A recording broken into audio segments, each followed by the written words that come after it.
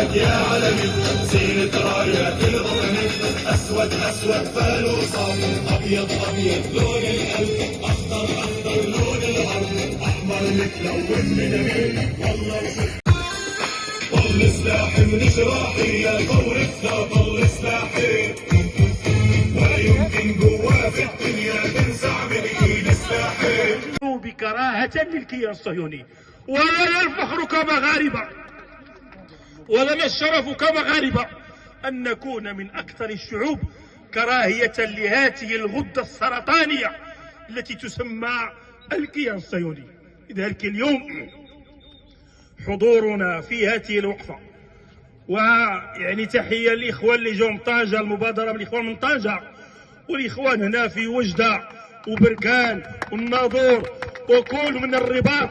وعلوا الشارع علوا كم علوا الشارع علوا